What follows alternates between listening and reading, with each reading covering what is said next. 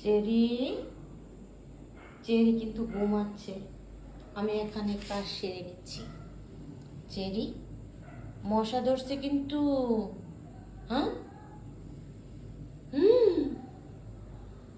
এখানে কিন্তু বসে আছে। আমি সেগুলো দেখাচ্ছি তোমাদের কাছে। বেরি, এই যে, এই এদিকে তাকাও। তো ক্যামেরার আলো পেলে কিন্তু তাকানো সম্ভব না। তো আমি দেখাচ্ছি আসলে আমি কি করে নিচ্ছি, সময়টা দেখাই। এই যে,